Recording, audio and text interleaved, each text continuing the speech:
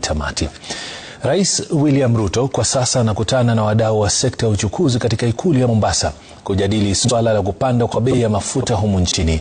Rais Ruto aliyerejea nchini leo kutoka Kazakhstan alianza ziara yake katika kaunti za Mombasa na Kwale kabla ya kuelekea kwenye mkutano huu.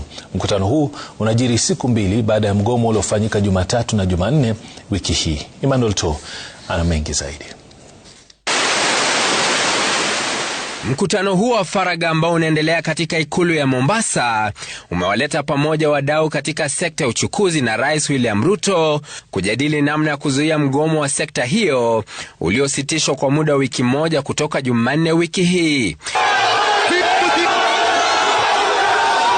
Rais Ruto akiripotiwa kuandaa mkutano huo jioni Alhamisi kuwarai viongozi wa miungano kadhaa ya wadau katika sekta ya uchukuzi kuzuia mgomo ujao unaonukia.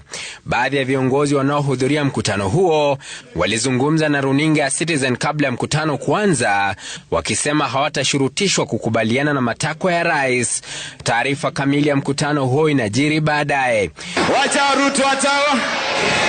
Rais Ruto alitua nchini Alhamisi mwendo wa saa 11 alfajiri kutoka Kazakhstan alipokuwa kwenye ziara rasmi ya siku mbili. Rais awali alikuwa nchini Azerbaijan kuhudhuria kongamano la nyumba nchini humo.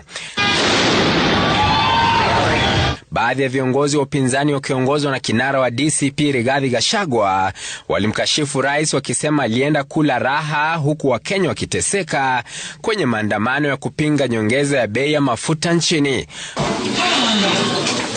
Baadhi ya mawaziri wakiwemo Wakawi Opiyo Wandayi, waziri wa usalama Kipchumba Murkomen na waziri wa hazina ya kitaifa John Mbadi walijaribu kuzima mgomo huo japo kwa muda mfupi tu.